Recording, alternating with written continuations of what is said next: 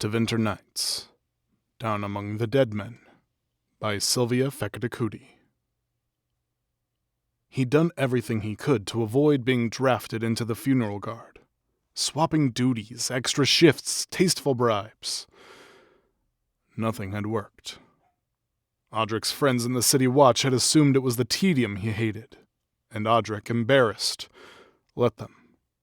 Now, spear straight, he listened to the old priest's surprisingly hale voice boom off the stonework, with prayers for a dead man. And the Maker, clad in the majesty of the sky, set foot to earth, and at his touch, all warring ceased. Audric hadn't known the dead nobleman, but Penric Karn's funeral was well attended. A few mourners appeared genuinely heartbroken. Audric kept his gaze away from their red eyes and grief-twisted faces, maintaining a respectfully bland stare into the middle distance. From every corner of the earth the chant of light echoed, and the Maker walked the land. Audric's eyes wandered to the majesty of the copper-tiled vaults. This temple complex had been built to celebrate the retaking of Navaran lands. 365 towers helmed by King Caspar II, long may he rest. That it was a marvel among a city of marvels didn't diminish the glittering craftsmanship. What did sour it was the dead man on the bier behind him. Audric squirmed at the thought of the hollow pits that were his eyes. Curiosity, his father had said in their clay-walled home on the outskirts of the city. That was Audric's trouble. Curiosity and too much schooling for a boy that wakes up crying from nightmares, my lad. By the Maker's will, I decree harmony in all things. Audric had grown out of those nightscapes as he entered the tedium of a guardsman. He missed them in an odd way. Their crooked sceneries, their strange terrors that felt tailored only to him. The vaults here had faint echoes of that majesty, blurred greatly by memory and time.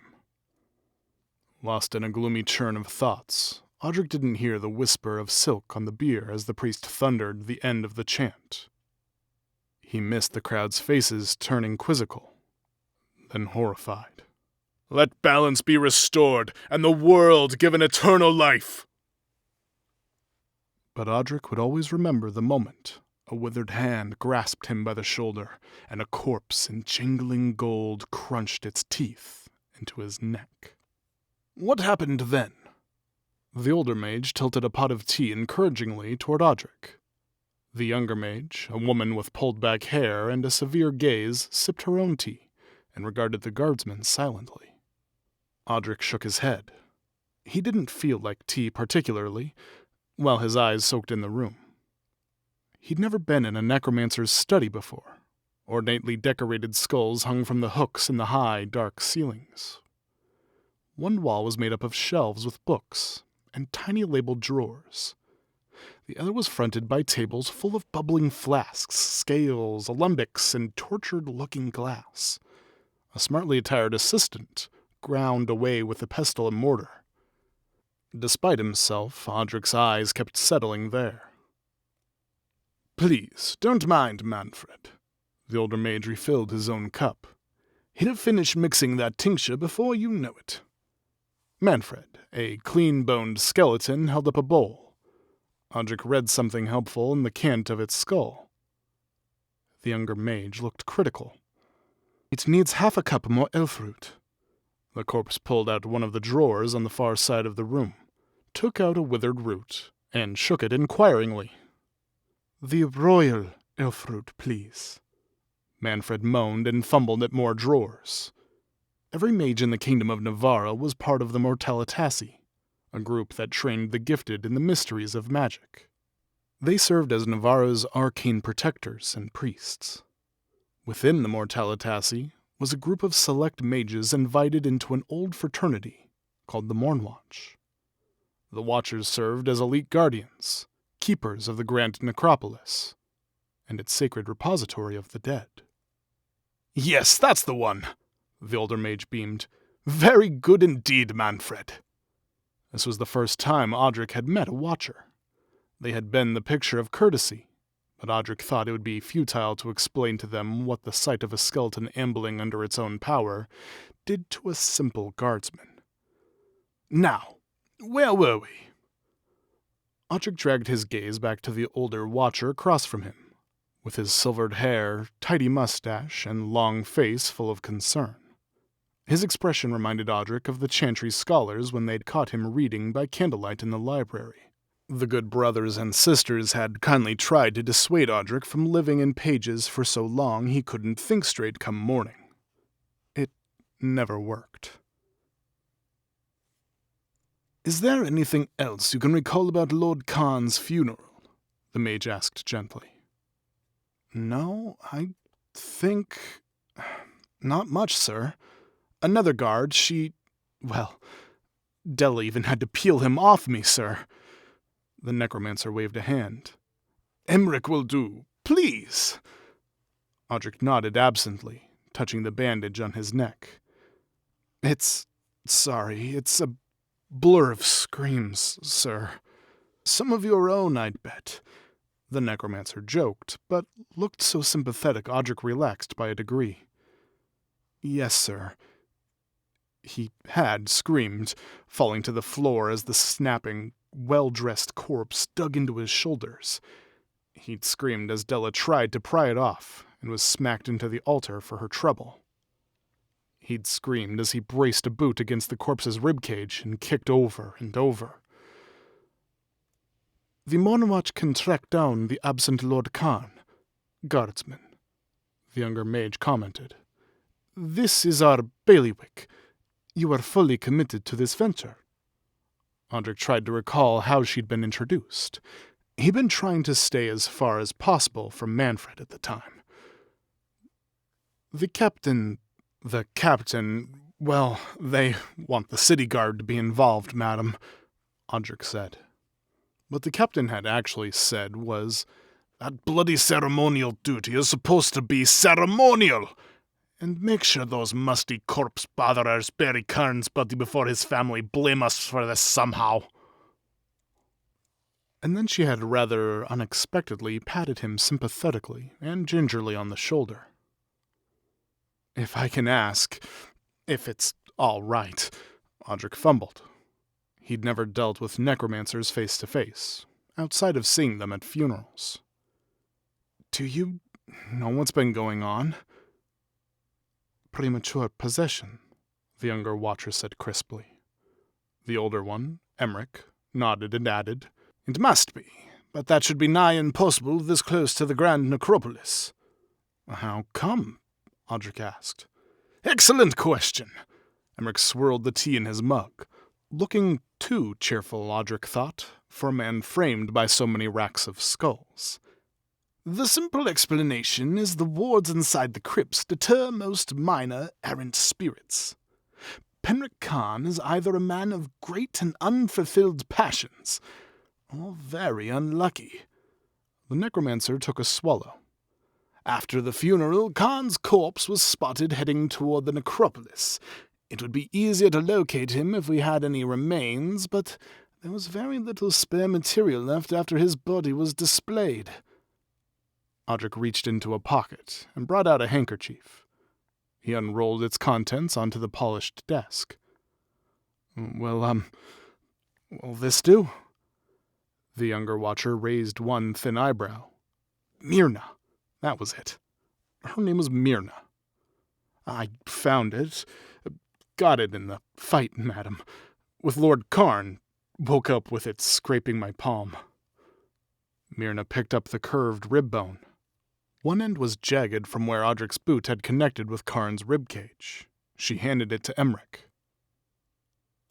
"Excellent.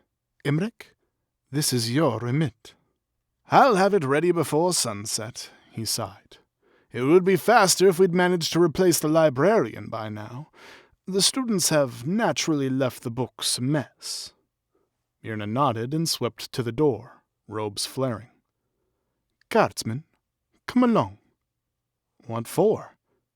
"A gentle inquiry into the manner of Penric Karn's death. My brother was stabbed to death by Duke Janus von Markham in an alley." Audric was already wilting under Ivana Karn's hawkish gaze. Are you sure, Lady Karn? Utterly. It's only, the guard was never told. I don't think the captain knows how he... What of it? The deceased Lord Karn's older sister sniffed, her handsome face wrinkling in disdain. Why should I let the details of my brother's death become the barracks gossip? Janice was a bitter rival of Penric's. They bumped into each other at a drinking establishment, overindulged, and bickered about who'd slain more dragons on the field. Then they fought and disgraced both our houses by killing each other on a common public street.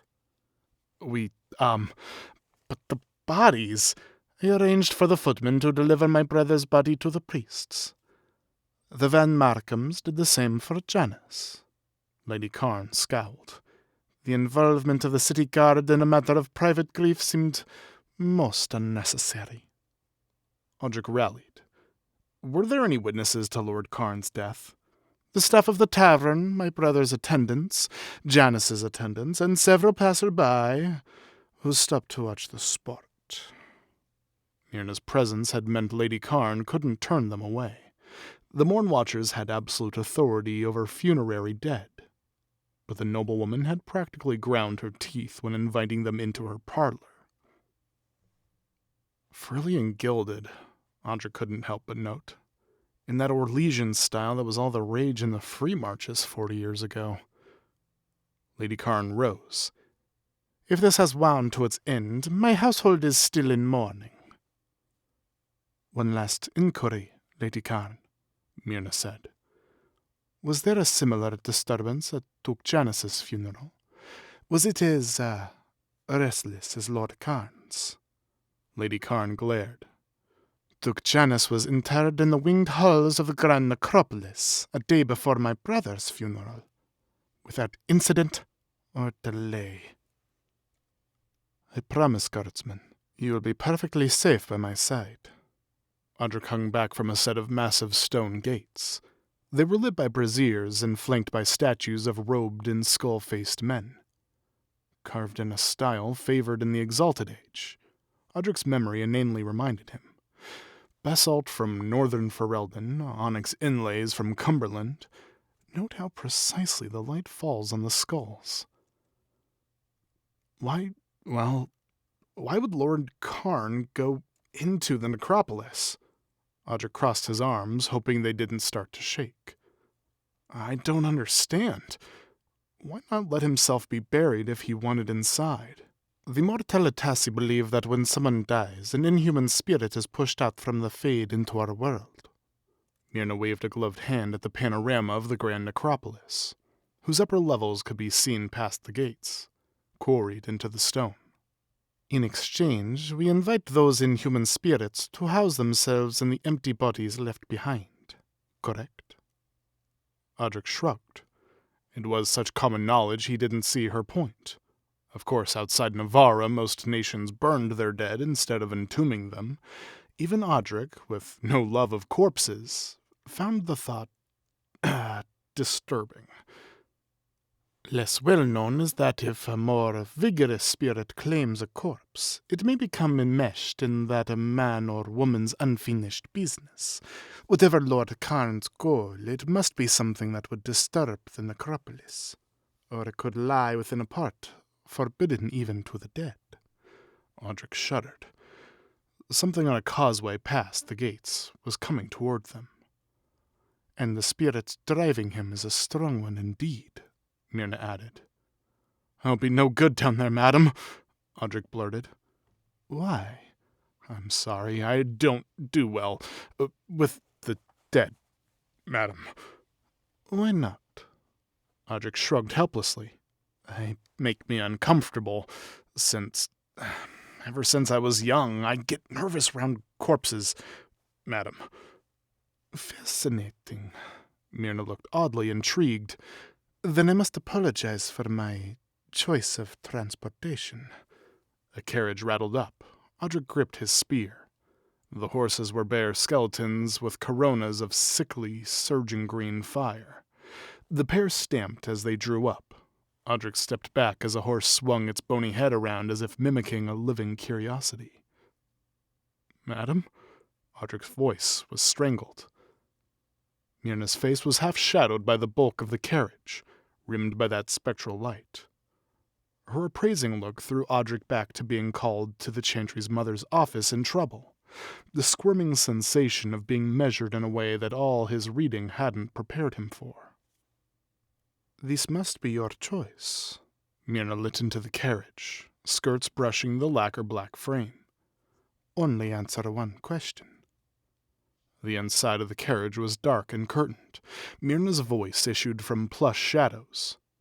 "Would a guardsman who's recited the history of every stone in every promenade we've passed not regret passing up the chance to see the architecture of the grand necropolis?"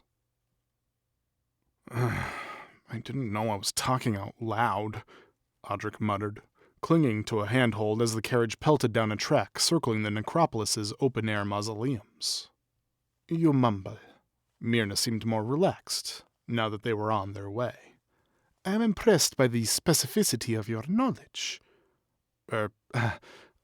Chantry taught me letters." Ivy-smothered archways whipped by. Then the horses plunged down a thoroughfare lined with human-sized urns. "I kept some books." "Architectural art seems to be your passion." "Yes, madam." "And you have an excellent recall. Given your apparent zeal, I'm surprised you didn't join the Chantry's scholars." Audric thought of those old rooms of books with a pang, followed by a darker current. Coughing in poorly lit rooms by the river. A year-long fever haunting his parents and cousins. "A guard makes enough to feed their family, madam." Myrna seemed content to leave things there, and took something out of a velvet purse. A rib bone. "Emmerich prepared your trophy for us. His cathexis is very reliable." Audric felt the ground tilt downslope. "Madam?" "His magic." She tapped the rib bone. "This will now guide us to where Lord Carnes fled. Emmerich would join us, but he's been called to other matters." The carriage swung down a tunnel. Audric felt his ears pop, a sensation he recognized from swimming in lakes as a child. That can't be right. We've only just started traveling down. Pardon me, madam, what's more urgent than a body loose in the Grand Necropolis?" Her cheek quirked. "Our chief issue will be sorting him out from the others." They finally careened to a halt. Somehow in that sunless tunnel was a row of pale willows. Their drooping branches formed a silent bower leading to a cage over a square, dark pit. "Have you ever been to the necropolis?" Myrna asked, as she stepped out, unlatching the cage's gate. Audric thought about his parents. "Twice." "We will be going deeper than the public gardens." The necromancer snapped a finger. The cage clattered as if it were being shaken by something deep below.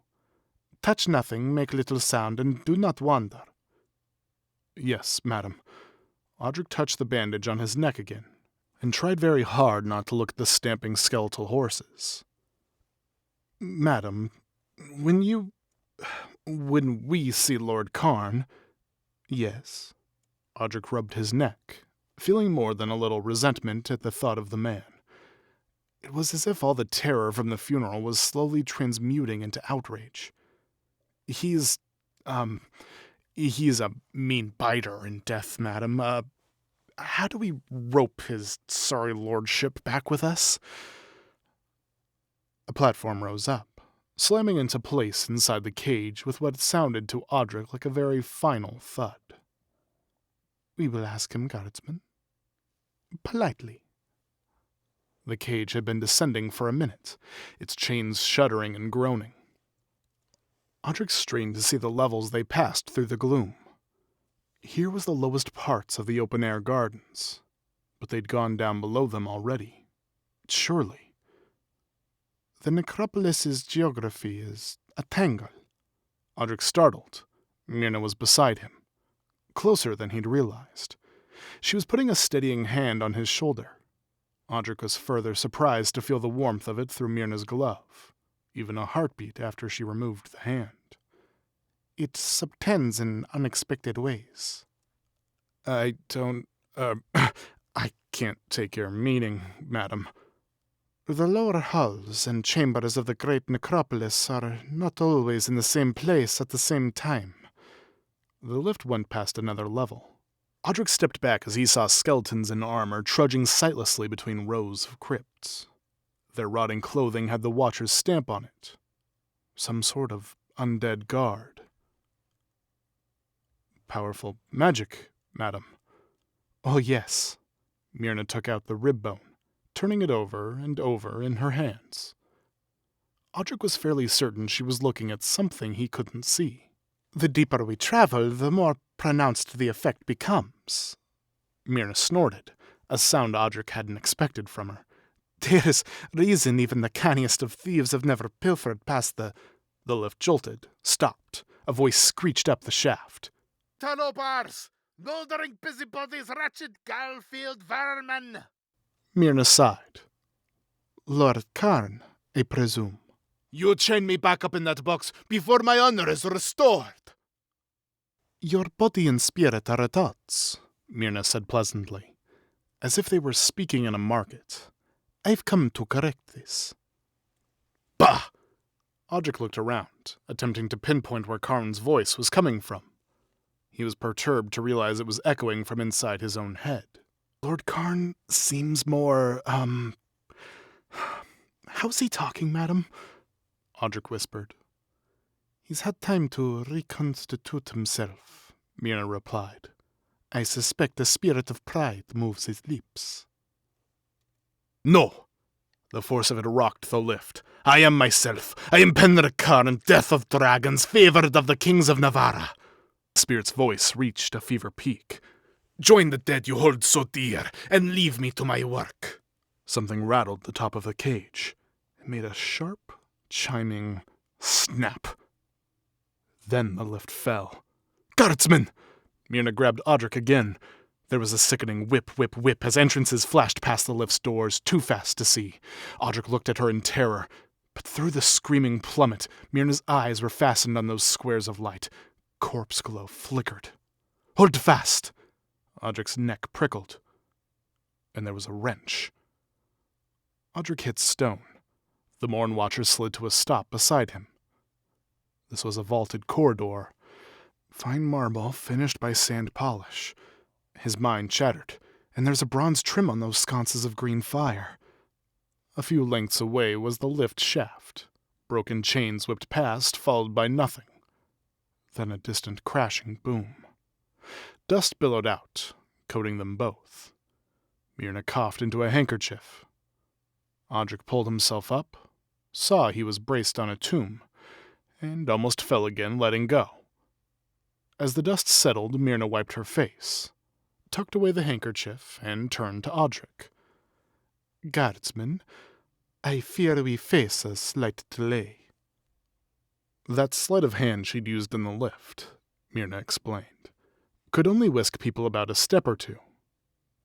She had no spell that would magic them above ground. They would have to return the long way.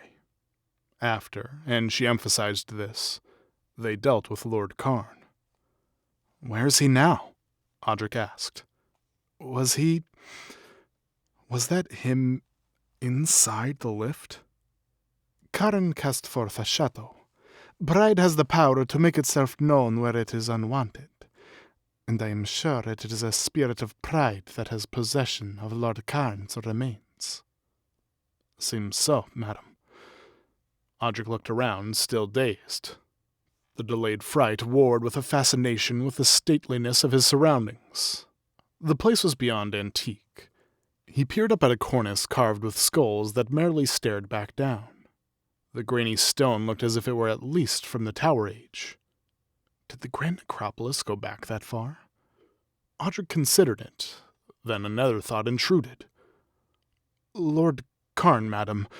He's tried to kill me twice. Unfortunate, Myrna agreed.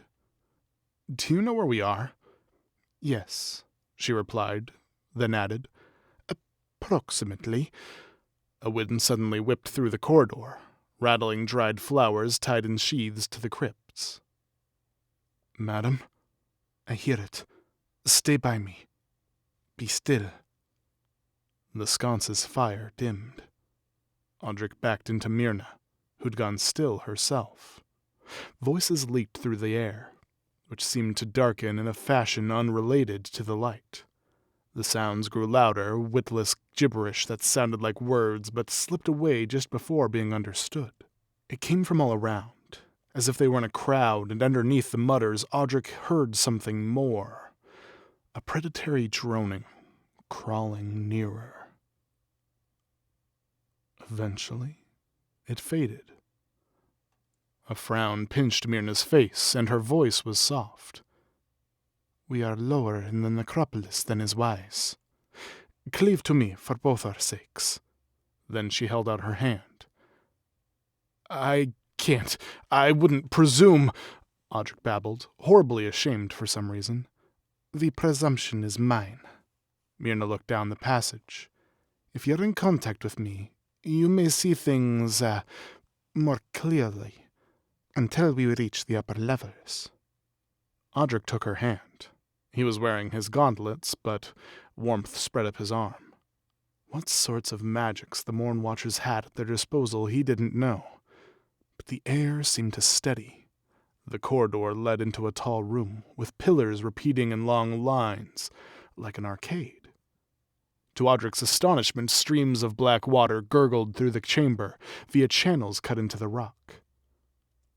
It's like the gardens of Yith and Starkhaven, he blurted. Myrna stepped over a stream. A visiting architect must have been inspired. Audric watched the streams ripple. They braided together at the end of the room, feeding into a carved gap in the wall. Then sounded as if they'd turned into a waterfall. A duke had the gardens built over the resting place of his lover's ashes 300 years ago. You are one for trivia. Imric would be so delighted. Madam, Audric ventured. What's Lord Karn's mission? What does he want? Karn's temerarious flight has something to do with honor, supposedly, Myrna said, as they picked their way across the narrow channels. Nobility's intrigues never held any interest for me. Something itched at the back of Audric's mind at that, but the thought was shattered by a loud splash behind them. Madam, hold. Something flopped out of one of the streams, inching forward. Pale blooms stretched and grasped the air. Fingers, Audric realized. Connected fans of scrabbling arm bones. But the streams were too shallow to accommodate that bulk of arms and hooked fingers. Madam, behind me. Audric obeyed. Myrna added, Do not drop my hand. The thing kept oscillating out of the water, undulating up more and more fused bones, nightmare fronds of something that was never alive. Water poured off a tangle of ribs that crested up before them like a cobra's hood, crowned by a misshapen thing vaguely resembling a skull. It split open sideways, its gullet spiked all the way down to its neck. Myrna slapped it, whipped fast with an echoing crack, her hand coruscated with emerald fire. We are permitted passage, she enunciated clearly. Leave. The thing's neck curled in confused anger, away from the Morn Watcher's flames. It hissed like shifting sand, the spell burning in Myrna's hand coiled into ropes, a lash or a whip, strangling cords. I will not ask again. The thing fluked back down into the murky waters. Audric realized he had been squeezing the Watcher's hand far too tight, and relaxed his grip. Thank you. Myrna turned, and only then did she shake her free hand with a wince. What bones! Like iron! Madam, Audric whispered, what was that thing? Uncatalogued, Myrna said briskly. Imric will be thrilled to hear of it. Let us depart quickly. Audric's next few hours were a series of wonders and horrors, a grand delirium like those nightmares of his childhood. He stood with awe in the arena-sized tomb of a warrior queen, carved with a rite of battles and feasts that cavorted on the stone. He shivered at the majesty of the flowering gates, closing off a silent, enormous silver grave. He crossed a bridge made of giant's bones, over a pit of skeletons of a sort he did not recognize. He hid from a wheezing thing that doused all the light around it, but left behind lingering gray shadows when it was gone. Just once, Audric had let go of Myrna's hand when a specter rushed him. Everything had suddenly been much darker and disorienting. The Morn Watcher had dispelled the spirit while Audric clung to the sides of a grave. He'd felt as if the room were heaving. When she grabbed his elbow again, things snapped into focus. Not that Myrna's presence had made the architecture less baffling. Corridors sprouted where there should have been no room between the walls. Stairs leading down took them to landings higher than the ones they'd started on. At one point, they'd make their way through a maze of mirrors with sliding panels that led into smaller and smaller box-like rooms, until they had to crawl. All the time he had gripped the Watcher's glove, and all the time his mind worried about Lord Karn. Has Karn found what he wanted yet, madam?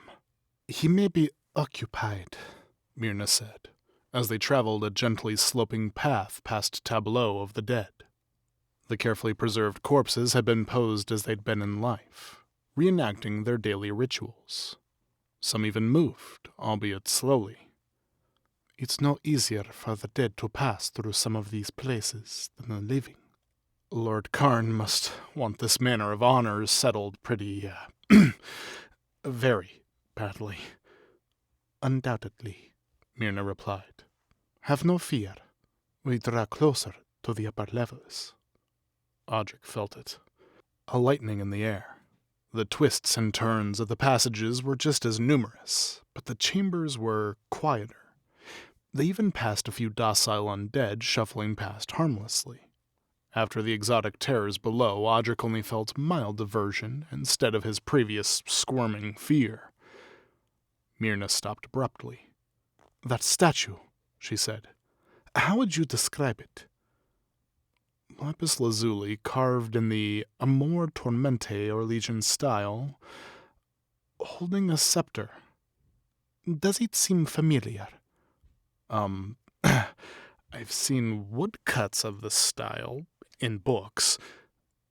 Does it seem as if we've passed it before? Oh, 4 times now. Myrna looked about as if the room would spit up answers. Something has foiled that direction. A voice spoke. Audric had last heard it in the cage of the lift. Vanity, Watcher. To think you could stop the pride of his house. The Watcher sniffed. Her hand went to the velvet purse and the rib bone. These games diminish your soul, your lordship. You'll have nothing of me. Karn's voice seemed deeper, more resonant. Was that how demonic spirits sounded, once they settled into a body? I can feel you tugging with that little piece of rib and dragging that wretched thing behind you. Audric cleared his throat. I don't... We wish you no ill, Lord Karn. He was, in fact, imagining throttling what was left of the man's throat. Audric felt a sympathetic pain from the wound on his neck. The Mornwatch would cage me, let me moulder on a shelf.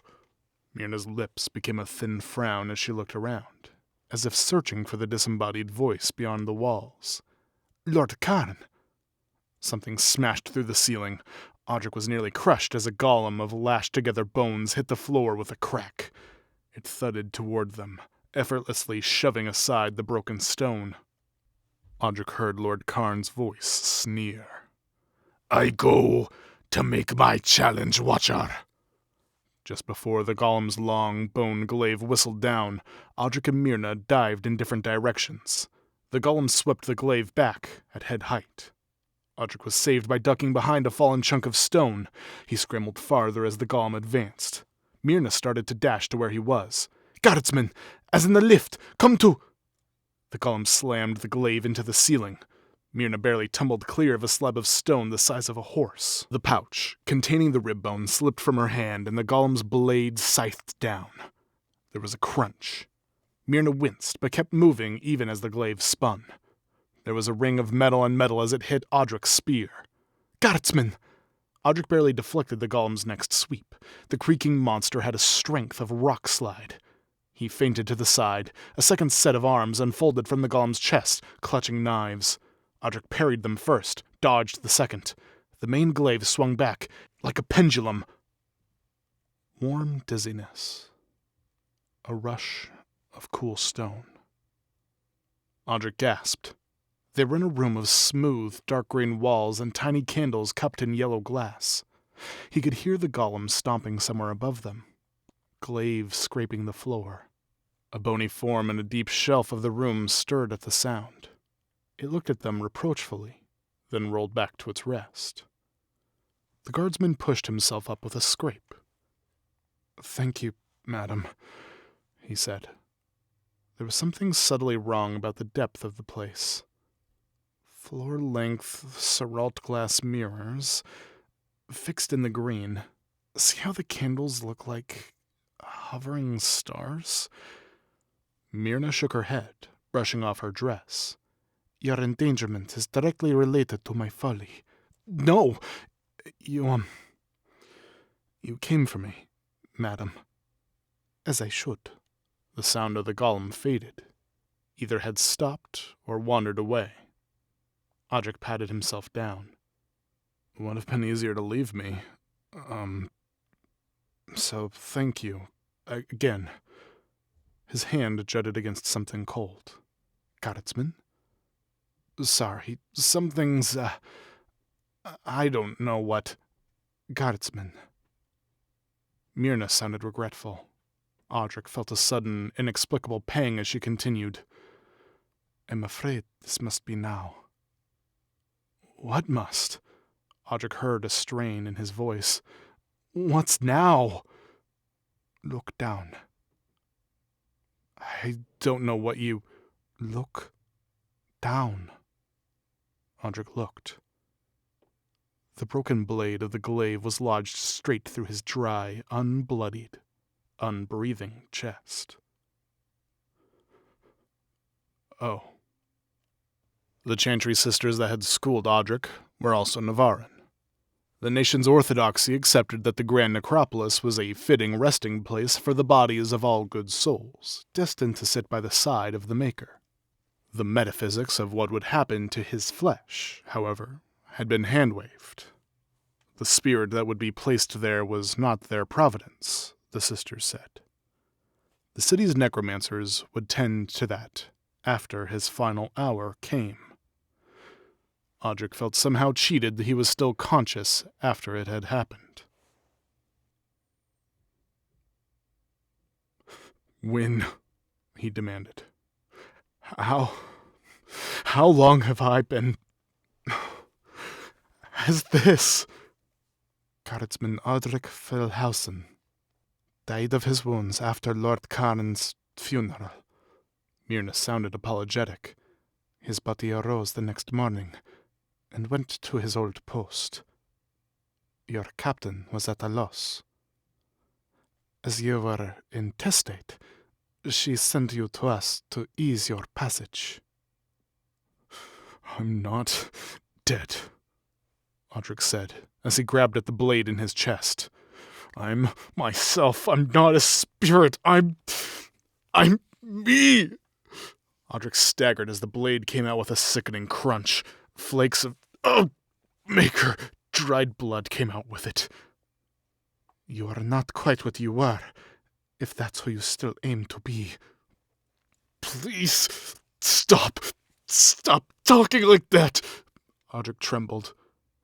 How could the dead... No, not yet. Tremble. "Have you noticed your thoughts growing circular?" Tell me about your life outside your love of art, Odric. Expound on any other topic. I can think just fine. His own hands. If he took off a gauntlet, what would he see? I'm Odric Felhausen, not some spirit going, juicing his body for a stroll. What have you thought since we embarked? Myrna asked patiently. What's impressed itself? The style of the place. The buildings, the frescoes, the statues, and corn. Always back to corn. Many things, he said weakly.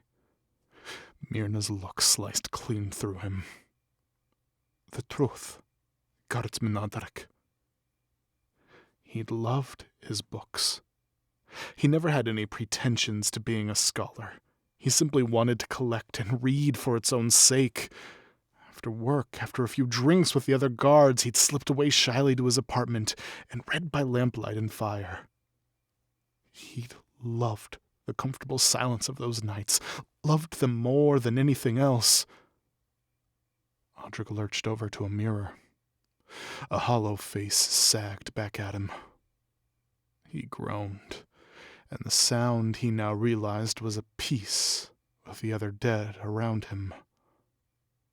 His vision grew dim with a dry, throat-closing anger. This had been his life, and there'd been so little of it. Karn, that demon, whatever that thing was, had ended it without a thought. Odric wanted to rend the man limb from crackling limb, imagined raking his hands across that face, tearing everything and anything at all. A glove clamped his shoulder. He felt the warmth of a living hand. You will not lose yourself. The voice was stern, a warning shackle. I forbid it. You are suited for better things than rage.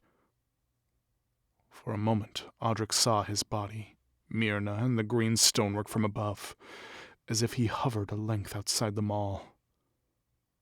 Then more of himself slid back into place. His sight grew clearer. You brought me here to watch me, he said, quietly bitter. The Mornwatch assists both the dead and the living. We wish to help you resolve what you are.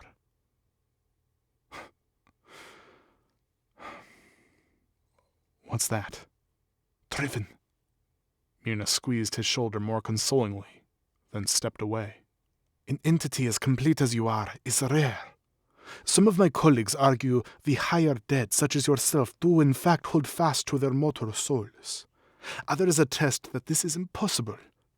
They would say you are caught between two spirits, anger and curiosity. Whatever the case, you are unbalanced. Confronting Karen with you was my remedy. Odric let the glaive fall with a clatter. There was another groan from the nook in the wall. But Karen's golem crushed the talisman. Myrna looked up, as if replaying the scene. I cannot find him easily now. He mentioned honor, Odric said. It felt easier to think, strangely, now that he realized the body, my body, wasn't receiving leftover ideas about needing to breathe. The dizziness that had come on him was gone. He also said something about a challenge. It could be anything. A spirit of pride would fasten onto something crucial to Lord Karen's dignity. So, you don't think he's gone to the Winged Halls to finish his duel with the man who killed him? Duke Janus, Odric asked. Myrna slowly closed her eyes. It seems likely to me, madam. It was a moment before she spoke. You will excuse me. I'm cataloguing all the ways I've been a fool. Odric considered that. I don't think so, madam. I mean, I'd still like to find Lord Karn. He picked up his spear, dented but miraculously unbroken. I don't know if I can stop myself from trying to fight him. I'll try. Good. Myrna set a mote of light into a nook in the wall. A moment later, a skeleton fell out, hissing and snapping. Myrna snagged it, with a collar of green fire, tugged it like a leash. Does that hurt it? Audric asked, more sympathetic to the shambling thing than he'd been a minute ago. These sensations differ. With some of the dead, one must exert direct control. The skeleton subsided, making a strange whine. A message, the Morn Watcher told it. Find Professor Emmerich Volkaren. Tell him after some last business in the winged halls. You'll be joining him above, without delay. A large figure in golden armor hacked the last lock off an enormous mausoleum gate. It held out a hand, and the doors burst inward. The Van Markham tombs were spacious as mansions, ceilings carved with knights fighting dragons, rivers of wine pouring from goblets, all circling a skull over a throne. The horror shuffled to the first tomb, the most recently deceased of the line. It placed a proprietary hand upon the lid. The triumphs of the flower of Navaran chivalry in stone. Karn whirled, eyes bleeding a purple light so deep it almost pulsed black. Audric gaped at the ceiling and rasped, commissioned by King Caspar himself. I've only seen plates. You preposterous nuisance. Karn stormed out and swayed when he saw the Morn Watcher standing quietly beside the door. Desecrating one's own grave is one thing, Lord Karn. Defiling another is vulgar. Janus Van Markham owes me a duel. A pantomime. You'll only wake more of the dead. Myrna looked at the hacked-off locks with distaste. I cannot let you draw more spirits here. Let them witness. Karn's shadow began to expand, a hulking shape at odds with the human frame holding a sword. The mark of the Pride Demon, Audric realized. Karn continued. The living that slighted me above are next, once Janus relearns his place. He's dead, Audric shouted, his words echoing around the chamber. Why could you care? You already killed each other. Karn brought his gaze back to the guardsman. The imprint of a larger presence swirled around the undead lord like an invisible storm of ash. What would you know of the price of higher stations? Audric felt his rage rush back once more. Whatever he was, dead man or imitation of a dead man, he knew what following it would mean. Survival. Fury, perhaps oblivion when Myrna put him down. Internment in this city of the dead. But see how the vines of that ceiling curve around to turn into flowers. You slew me at your funeral. Audric hefted his spear. You owe me a duel first, Lord Karn. Only one of noble blood has killed today, Myrna said, equidistant from both men. But perhaps Lord Karn fears to fight. Karn was quiet for a heartbeat, then brought up his shield. Never. Karn was suddenly on Audric, slashing. Audric got what he knew was a lucky jab with his spear. It scraped off Karn's breastplate. The Revenant wasn't as strong as the Golem, but Karn was quick, applying the blade with neat, efficient strokes. Guardsman! Stay back, Watcher, Karn spat. We duelist gentlemen, alone with the weapons at hand. It'll be fine, Audric gurgled. He was dimly aware his body wasn't tiring like a mortal man's, but it seemed absurdly unfair he could still feel so much fear. Karn feinted a sweep into a strike, and his sword punctured Audric's lung. A fatal blow if he had been breathing. Audric pushed back, slamming his crossguard into Karn's helmet. Parted, the nobleman circled him, idly spinning his sword into a new stance. The match was his with time. I heard your babbling whenever you and the Watcher used that bone to look for me, Karn spat. A sad, sad thing. A spirit clinging to the dying curiosity of a man with a mania for bubbles. You will die and fade in the marble halls of your betters from every single age. Chalcedony, not marble, Audric said automatically. Used in funerary buildings since the reign of Queen Verland. Would you keep quiet? Would you keep quiet about that for one solitary... Audric's spear shot through Karn's throat, nearly beheading him. Karn shrieked and flung out a hand. An inferno of light blasted Audric across the room. You cur! You impudent worm! Magic dripped from Karn's fingers. The Watchers will find nothing of you but ash! A lasso of emerald fire whirled neatly around Karn's neck. Using magic breaks your own rules, Lord Karn. Myrna pulled with one arm. Karn fell back, clawing at his ruined throat. Your duel is forfeit. You cannot. Karn buckled and strained against the rope. Audric saw gargantuan shadows twist around Karn, casting the chamber in flickering, thrashing light. The nobleman raised a clawed hand, and the rope started to fray, until Audric slashed the hand with his spear. Karn howled, and the rope reformed, tightening further. I can, Myrna said, nodding at Audric. Myrna drew Karn in, and Audric harried himself, jabbing and slashing before the nobleman could break the rope of fire. A gale rose. The force of the demon inside Karn crackled and flexed against the stone.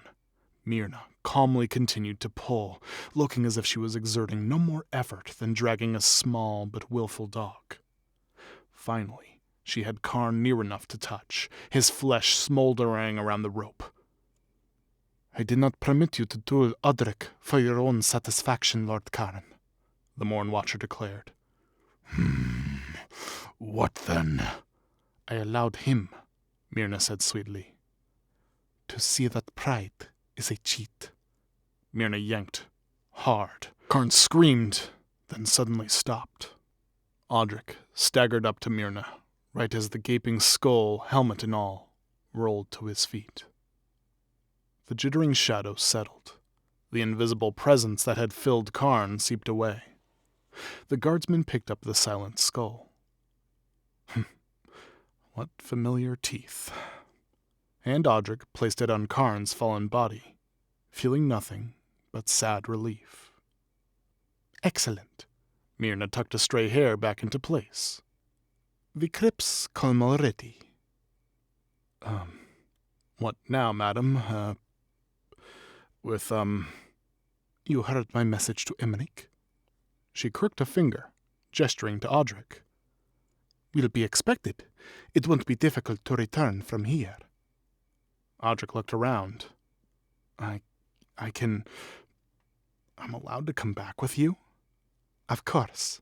Myrna lifted her skirts and stepped over a chunk of stone from the fight.